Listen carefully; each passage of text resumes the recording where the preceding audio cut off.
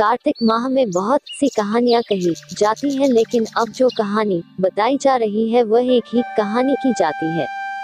एक ब्राह्मण और ब्राह्मणी थे। वो 7 कोस दूर गंगा जमुना स्नान करने जाते थे। रोज इतनी दूर आने जाने से ब्राह्मणी थक जाती थी। एक दिन ब्राह्मणी कहती है कि कोई बेटा होता तो बहू आ जाती, घर वापस आने पर खाना बना हुआ तो मिलता, कपड़े धुले मिलते। ब्राह्मण कहता है कि तूने भली बात चलाई, चल मैं तेरे लिए बहू ला ही देता हूँ। ब्राह्मण फिर बोला कि एक पोटली में थोड़ा सा आटा बांध दे, उसमें थोड़ी सी मोहर अशरफी डाल दे। उसने पोटली बांध दी और ब्राह्मण पोटली लेकर चल दिया। चलते चलते कुछ ही दूर एक गांव में जमुना जी के किनारे बहुत सारी सुंदर लड़कियां अपने घर बनाकर खेल रही थी। उनमें से एक लड़की बोलती है कि मैं तो अपना घर नहीं बिगाड़ूंगी, मुझे तो रहने के लिए ये घर चाहिए। उसकी बात सुन ब्राह्मण के मन पर वही लड़की छा गई और मन ही मन सोचने लगा कि बहू बनाने के लिए यही लड़की ठीक रहेगी। जब वह लड़की जाने लगी तो ब्राह्मण भी उसके पीछे चला, और जब वह लड़की अपने घर पहुंचती है तब बूढ़ा ब्राह्मण बोला, बेटी कार्तिक का महीना है, मैं किसी के यहाँ खाना नहीं खाता, तुम अपनी माँ से पूछो कि मेरा आटा छानकर 4 रोटी बना देगी क्या। यदि वह मेरा आटा छानकर रोटी बनाएगी तभी मैं खाऊंगा।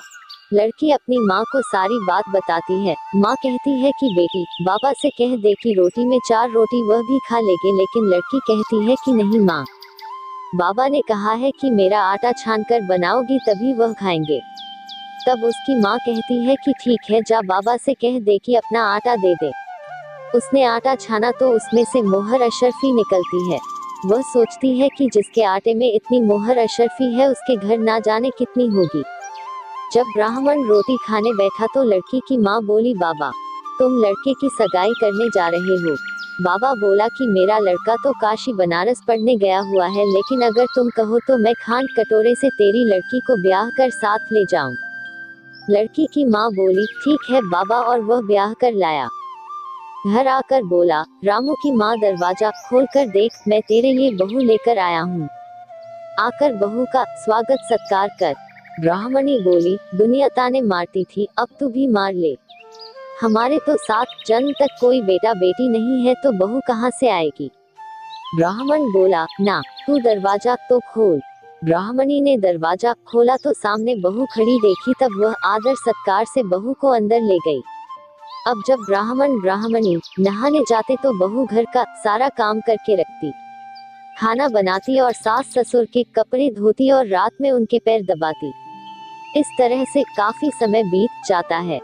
सास बहू को सीख देती है कि बहू चूल्हे की आग ना बुझने देना और मटके का पानी खत्म ना होने देना। एक दिन चूल्हे की आग बुझ गई। बहू भागी भागी पड़ोसन के घर गई और बोली, मुझे थोड़ी सी आग दे दो, मेरे चूल्हे की आग बुझ गई है। मेरे सास ससुर सुबह 4 बजे से बाहर गए हुए हैं और वे थके हारे वापस आएंगे, मुझे उनके लिए खाना बनाना है। पड़ोसन कहती है, अरे तू तो बावली है, तुझे तो ये दोनों मिलकर पागल बना रहे हैं। इनका ना कोई बेटा है और ना ही कोई बेटी ही है। बहू बोली, ना आपसे मत बोलो, क्योंकि इनका बेटा काशी बनारस पढ़ने गया है। पड़ोसन फिर बोली, अरे तुझे ये झूठ बोल कर लाए हैं, इनका कोई बेटा नहीं है। अब बहू पड़ोसन की बातों में आ गई और कहने लगी कि अब आप ही बताओ मैं क्या करूं। पड़ोसन कहने लगी, करना क्या है, जब सास ससुर आए तब जली फूकी रोटी बना देना, अलूनी पलूनी दाल बना देना, खीर की करछी दाल में और दाल की करछी खीर में डाल देना। बहू पड़ोसन की सारी सीख लेकर अपने घर आ गई और जैसा पड़ोसन ने बताया वैसा ही उसने किया। जब सास ससुर घर आए तब भूखों का कोई आदर सत्कार बहू ने नहीं किया और ना ही उनके कपड़े धोए। जब सास ससुर को खाना दिया तो सास बोली, बहू ये जली फूकी रोटी क्यों है और दाल भी अलूनी है। बहू पलटकर जवाब देती है कि आज यही खाओ सासू जी, अगर एक दिन सा खाना खा भी लिया तो तुम्हारा कुछ बिगड़ नहीं जाएगा, मुझे तो जीवन भर ही अनूठी रहना है। बहू की बातें सुनकर सास बोली कि आज तो बहू ने अच्छी सीख नहीं सीखी है। अब बहू फिर से पड़ोसन के घर भागती है और कहती है कि अब आगे बताओ कि मुझे क्या करना है। पड़ोसन बोली कि अब तुम 7 कोठों की चाबी मांग लेना।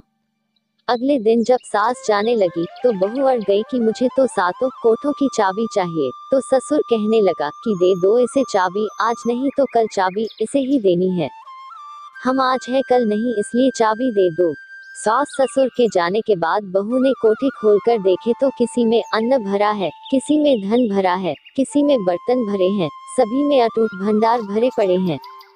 जब बहू ने सातवां कोठा खोला तो उसमें महादेव जी, पार्वती जी, गणेश, लक्ष्मी जी, पीपल, पथवारी, कार्तिक के ठाकुर, राय दामोदर, तुलसा जी का बिड़वा, गंगा जमुना बह रही है, 36 करोड़ देवी देवता भी विराजमान है और वही एक लड़का चंदन की चौकी पर बैठा माला जप रहा है।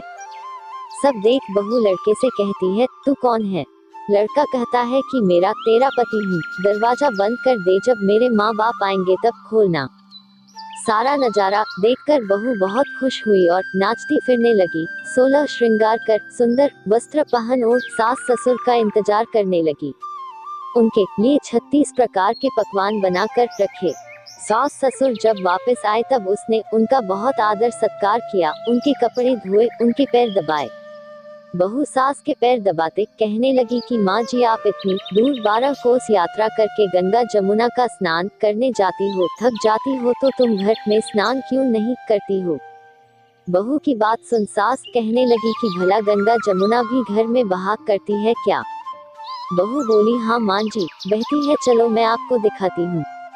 उसने सातवां कोठा खोलकर दिखाया तो उसमें गणेश, लक्ष्मी, महादेव, पार्वती, पीपल, पथवारी माता लहरा रही है, तुलसा जी लहरा रही है, कार्तिक के ठाकुर, राय दामोदर, गंगा जमुना बह रही है। 36 करोड़ देवी देवता विराजमान है और वही तिलक लगाए चंदन की चौकी पर एक लड़का माला जप रहा है। माँ ने कहा कि तू कौन है? लड़का बोला, माँ मैं तेरा बेटा हूँ। बुढ़िया फिर बोली, तू कहाँ से आया है? लड़के ने कहा कि मुझे कार्तिक देवता ने भेजा है। बुढ़िया कहती है कि बेटा, ये दुनिया कैसे जानेगी, कैसे जानेगा मेरा घर का धनी, क्या जानेंगी देवरानी जेठानी, क्या जानेगा मेरा अगर बगड़ पड़ोस की तू मेरा ही बेटा है। बुढ़िया ने विद्वान पंडितों से सलाह ली तो वह बोले, इस पार बहू बेटा साथ खड़े हो जाएं और उस पार बुढ़िया खड़ी हो जाए। बुढ़िया ने चाम चमड़ा की अंगिया ब्लाउज पहनी हो, छाती में से दूध की धार निकले, बेटे की दाढ़ी मूछ भीगे, पवन पानी से गठजोड़ा बंधे तो जब जाने की यह बुढ़िया का ही बेटा है। उसने साही किया, चाम की अंगिया फट गई, छाती में से दूध की धार निकली, बेटे की दाढ़ी मूछ भीग गई, पवन पानी से बहू बेटे का गठजोड़ बंध गया। ब्राह्मण ब्राह्मणी की खुशी का पार ना रहा, वे बहुत खुश हुए। हे कार्तिक के ठाकुर, राय दामोदर भगवान ने जैसे बहू बेटा उसको दिए, वैसे सभी को देना। बोलो जय विष्णु भगवान की जय। वीडियो अच्छी लगी हो तो लाइक शेयर सब्सक्राइब जरूर करें। Thanks for watch, bye bye.